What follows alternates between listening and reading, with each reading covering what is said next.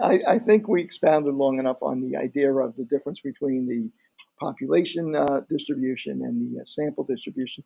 Let's go ahead and solve what we're looking for in this problem number 2.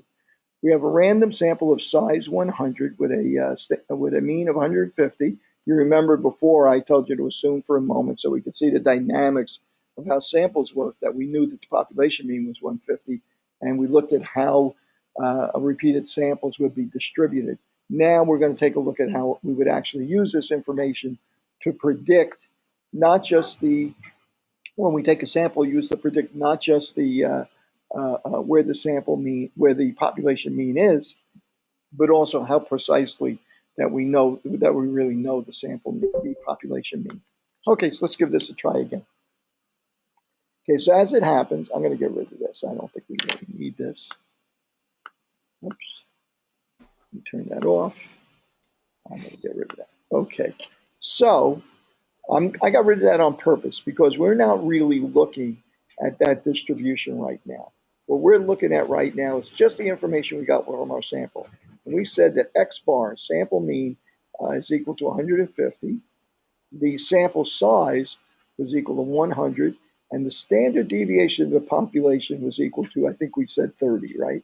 Am I right about that? It is 30, yep. Okay, so now, what can we say now about our sample mean? Well, we had a pretty big sample size, but it doesn't matter. This sample size could have been 10. It wouldn't make any difference because we know the population standard deviation. If we know this, we know how the distribution, we understand how spread out the population is. Okay, if we don't know this, then we have to predict it based on the number of people that we sampled from the population. As it happens, 100 is a pretty big sample, so we'd be able to use the standard deviation from our sample rather than the population standard deviation if we didn't. But as it happens, we happen to know it. So the first thing they ask us is calculate the standard error for sample sizes of 100. Okay, so the standard error is going to be equal to the standard deviation divided by the square root of the sample size, which is going to be 30 divided by the square root of 100. It's going to be 30 over 10. It's going to be equal to 3. Okay, so next thing they ask us, okay, that's kind of a preliminary calculation we have to do for almost anything that we're going to do with the confidence interval. Next thing they ask us is compute a 95% confidence interval for the mean of the population mu. Okay, so we want a confidence interval for the population.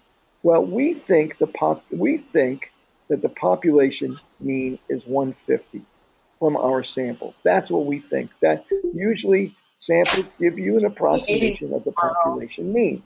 Okay, but now we want to know what range of numbers should I choose to be sure that the population mean is going to fall between those two numbers. I want to know how confident I can be that the mean really is 150 or close to 150. Okay, and the way we're going to do that is we're going to, yeah, good idea. Let me just make sure you guys are all muted. Good, okay. We're gonna add and subtract a margin of error that we find acceptable. And what is that margin of error going to be? That margin of error is going to be what we need for 95% confidence. Okay, remember with our normal distribution, where we said 95%, we were usually talking about 2 standard deviations below and above the mean as being our range within which we would expect 95% of our samples to fall. Okay, so that's our margin of error. How is that going to be calculated? It's going to be plus or minus 2 standard deviations times our standard error. 2 standard errors. We're going to add 2 standard errors to the mean, and we're going to subtract 2 standard errors to the mean. I'm sorry, what was the question? Well, hang on a second. I used 2 there because that's what we use for the empirical rule. We know when we went back and looked up on the Z-table, what really represented 95% was really 1.96, not 2. So you're exactly right. It should really be 1.96 to represent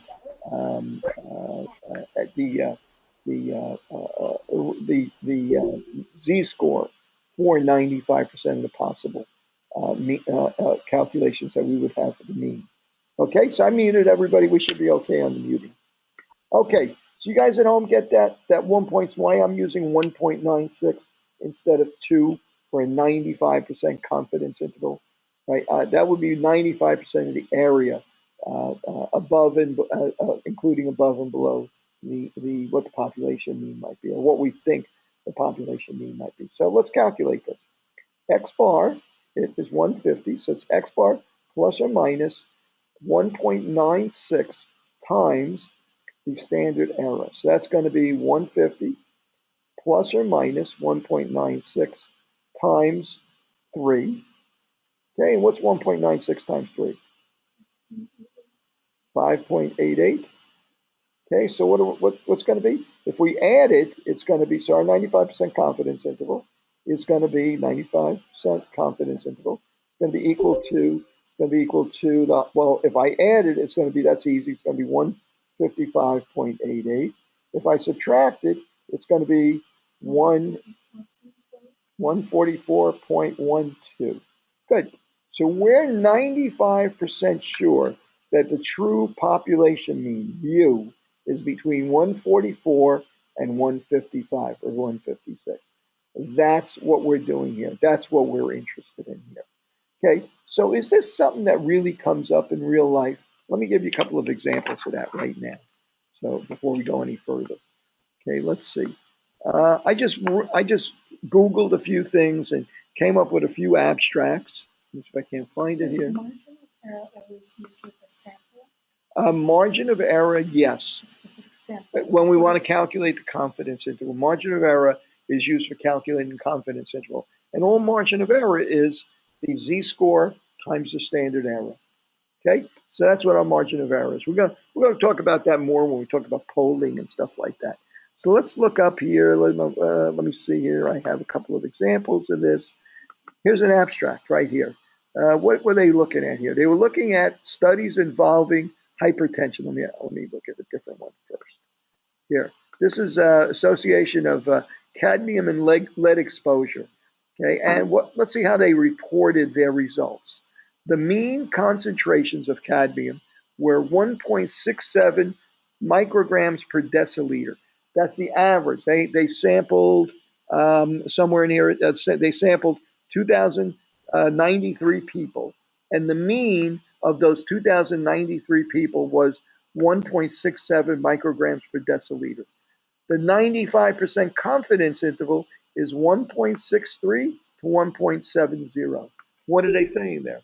They're saying that this population, we sampled 2,000 people from this population, and we got an average of 1.67. That may or may not be the real population average for everybody that had this exposure. However, we know that we're 95% certain that the real population mean is between 1.63 and 1.70.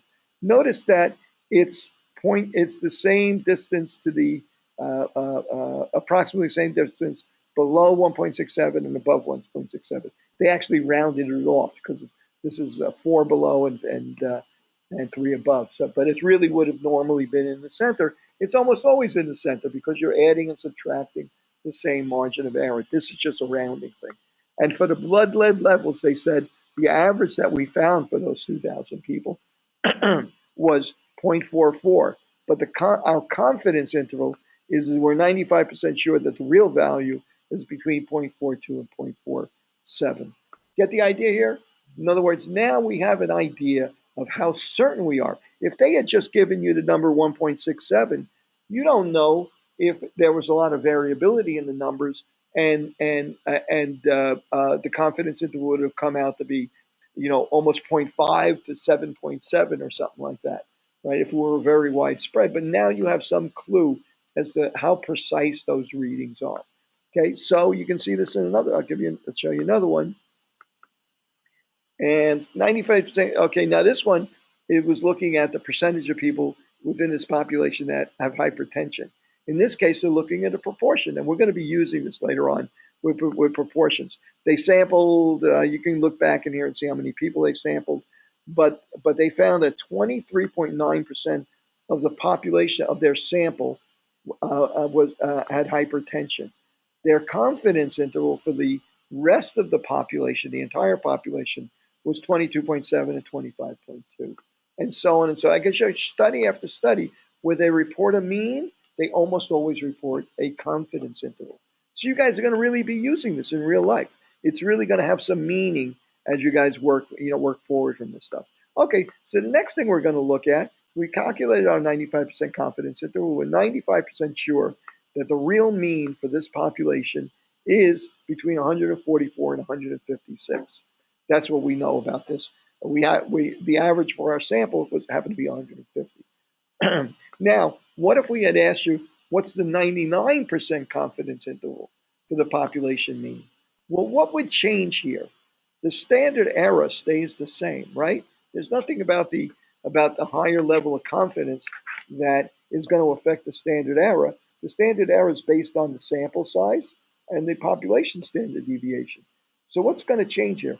Well, 1.96 represents 95% of the possible outcomes, right? That's how we got two standard deviations above, two standard deviations above. So if we want to go to 99%, it's going to have to be a wider range. Okay, so we're going to have to spread this out and go for a wider range. So the z-score that we're going to be using to multiply this number of standard errors, in other words, the number of standard errors, instead of going to be being 1.96 standard errors, it's not going to be a larger number. As it happens, that number is 2.58. You can take my word for that at the moment. When we get a chance, I'll show you on the z-table why it's 2.58. And the reason why you'll find that it's 2.58 is because 99% confidence is going to mean that's 5% of the area is here.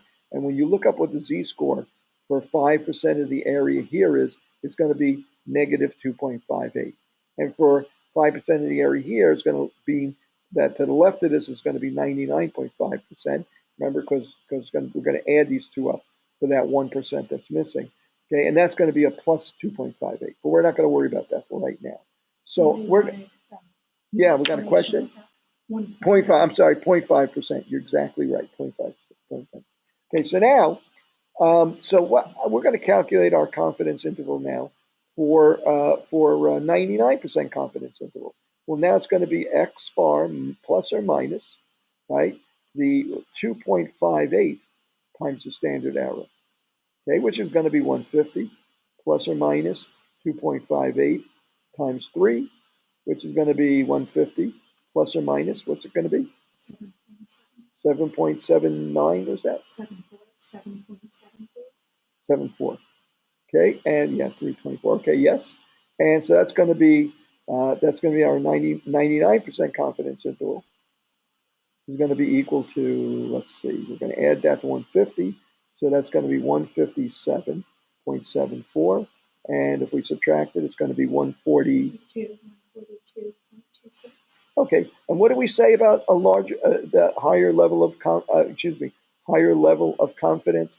We have to have a wider range of numbers, right? It spreads it out. We need, in order to increase our level of confidence that we captured the mean, we have to have numbers that are further apart. That's why they're further apart, because now you're using 2.58 for the z-score instead of 1.96. How about a 90% confidence interval? Well, as it happens, a 90% confidence interval is going to be 150 plus or minus, right? This time it's going to be 1.64. It's going to be a smaller number. So the range is going to be narrower, where we can have a narrower range because we have a lower confidence that we're really going to capture the. So how do you find the 1.64? Is it like that? The 1.64 came from the same source. If we look at the z-table, right, and we're saying that we want 90% confidence, well, the middle 90% is going to be from here to here, right? So what's that going to leave out below your range of samples and above your range of samples? There's going to be 5% down here and 5% up here. If you look at the z-score, that gives you an area that's 5% in the bottom and 5% on the top. It's going to be negative 1.64 down here and plus 1.64 up here. right? Okay, so you're looking in your Z, you're looking for 90%, and then you're going to working backwards. Right. So these wise guys here in the classroom are forcing me to show this to you. Okay? So let's take a look at this. Remember that the way this Z table works, in the column here is the Z score that represents an area to the left. Inside the table itself are the areas themselves. So if I'm going to look for a 99% confidence interval, that means there's 0.5% in the left tail and 0.5% in the right tail that's not accounted for. So I want to know what's the Z-score to give me 0.5% in the left tail. Okay, so I'm going to look in these areas here. This is 99%. Maybe, Oh, you yeah, I'm going back to the 99. Okay, so 99 would be 0.5%. So this is 0.2%. This is 0.4%. So where is 0.5%? 0.5% here's 0.52, 0.0051. It looks like it's right between these two numbers, right? What is that Z-score? It's negative 2.58, roughly, right? That's where the 99 to 2.58 to 90. So what would it be for a 90% confidence interval? For a 90% confidence interval, there'd be 5% missing on the lower end and 5% on the upper end. So let's look for where 5% would be.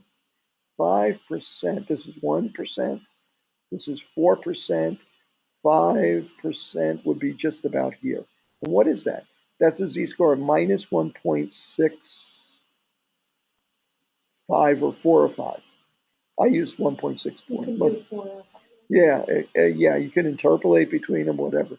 Most people use 2.58 and 1.64.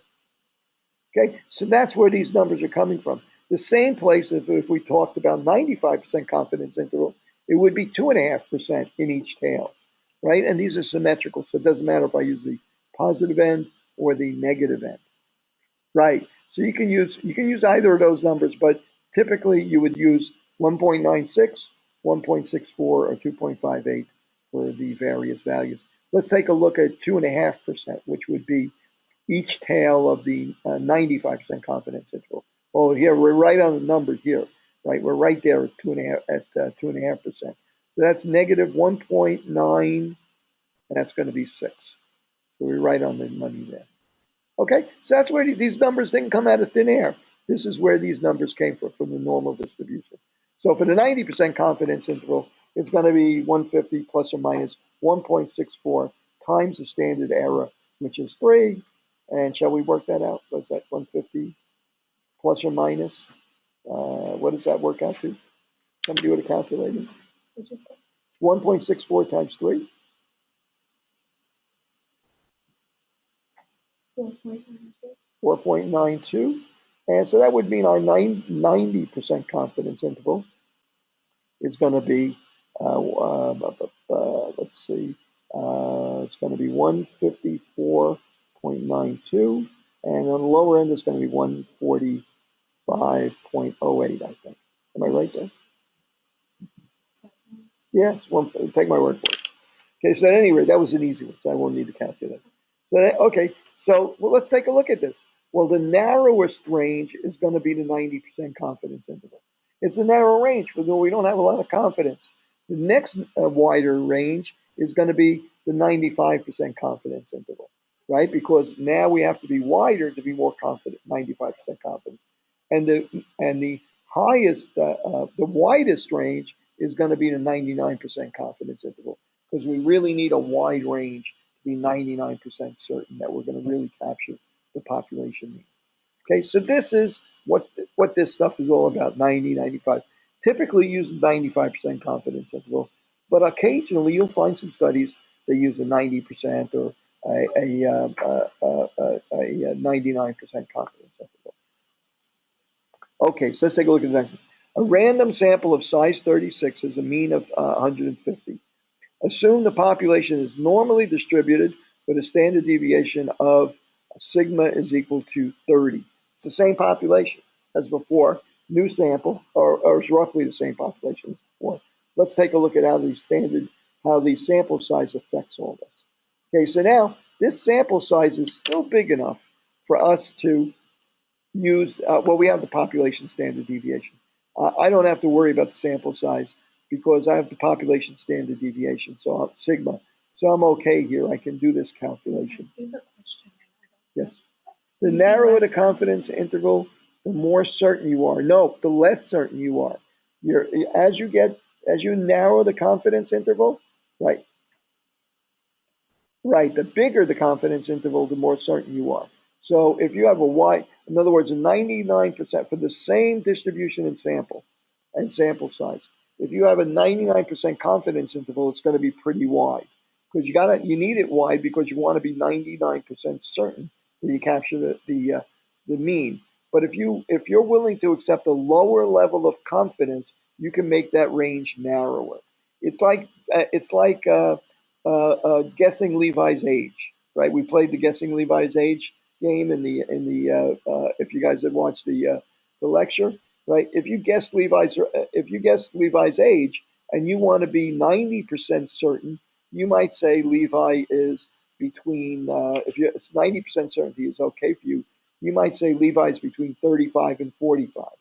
But if you want to be 95% certain, you'd have to make that wider because you want to be more certain. So you might say it's between 32 and 47, right? And if you want to be 99% certain, you would have to say that it might be between 30 and 50, right? So you have to make to be more certain, 99% certain, say for instance, you have to make the range wider. So higher confidence level means a wider range. If you wanted to have 100% confidence that you captured Levi's actual age, you would have to say 0 to 120, right? The whole population, all the right?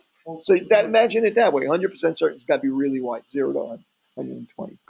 Okay, assuming that he's not. In what country is it where they like live eat yogurt and they live forever or something like that? Huh?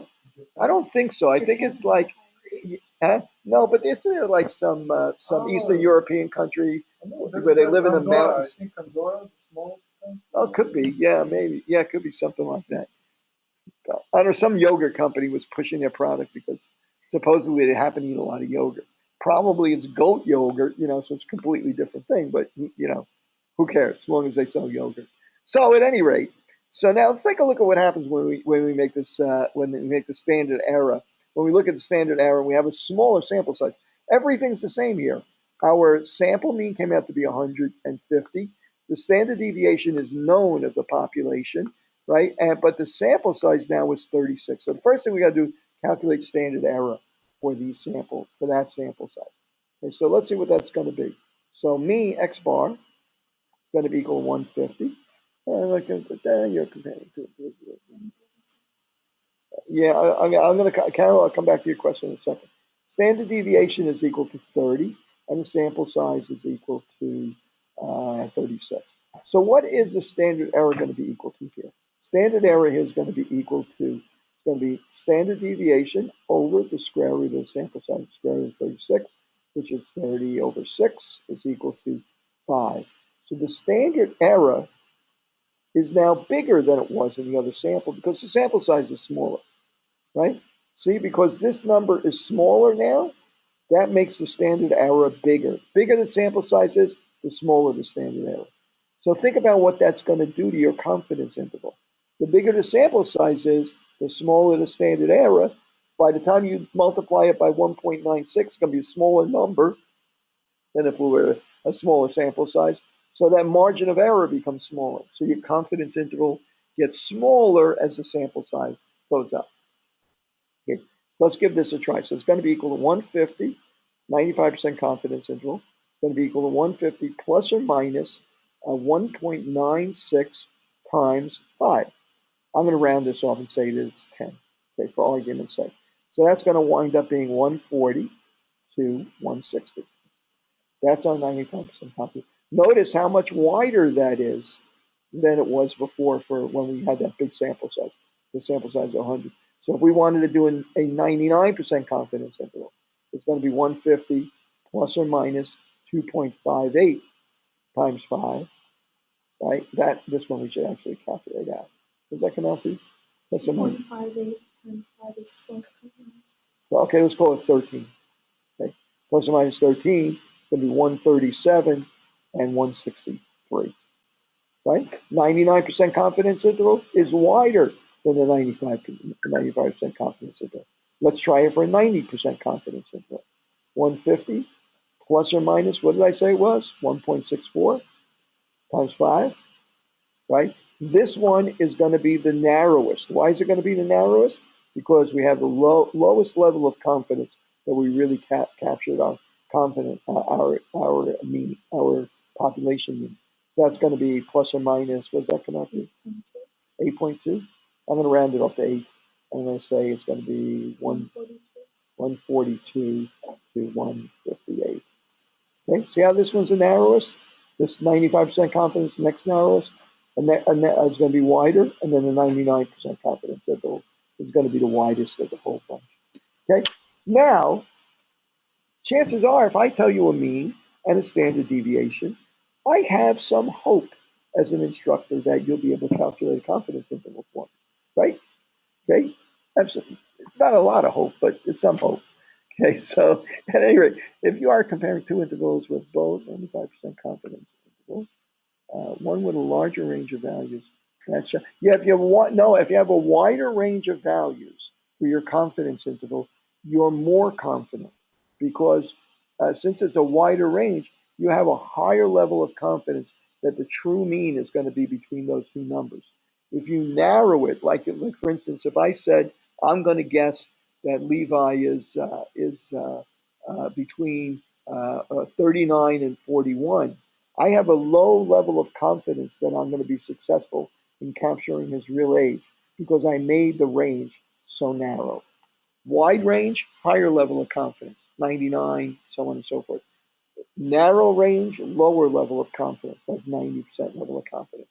And it's really based on the z-score that you're multiplying the standard error by.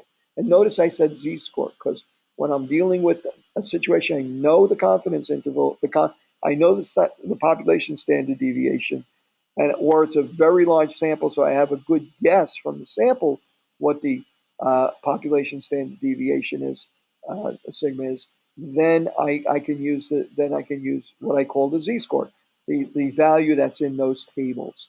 Okay, later on when we start dealing with small samples, we have a little bit of a problem with that. Okay, so let's move on to the next problem. Suppose we want to estimate the average weight of a male in DeKalb County, Georgia, wherever the hell that is. Is that like Atlanta, DeKalb County, Georgia? It's Atlanta, right? I have relatives down there. What's the name of it? I don't remember. Kennesaw. I think they live in Kennesaw. I think that might be the same county. Don't ask me why an Italian's living in Kennesaw, Georgia. I have no idea. It's down there for an Italian, but that's a whole other thing. We draw a random sample. I'm sure it's hard to find a good provolone in Kennesaw, Georgia. So at any rate, we draw a random sample of 1,000 men from a population of a million men and weigh them. We find that the average man in our sample, remember this is 1,000,000 men, we're only taking a sample of 1,000 men from the average man in our sample weighs 180 pounds. So our X bar, not mu, X bar is 180 pounds. We don't know what mu is. We'd have to weigh 1,000,000 men to know what mu is. The sample is very large, so we are going to assume for the purposes of this analysis that the standard deviation of the population is 30 pounds. Sigma is 30 pounds. Okay, I like to use that number because it's easy to divide by stuff, make round numbers. What's the 95% confidence interval for the average weight of men in DeKalb County, n equals 1,000? Okay, let's give that a try. So in this case, let me get a new piece of paper. I'm going to give you guys a chance to do that. You guys do that on your own. I'm going to give you 5 minutes to do that on your own. Okay, I'll make this go away. Okay, there's what we want. I'll even blow it up a little bit.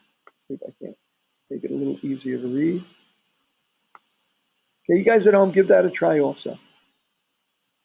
We're looking at number 4 here, DeKalb County.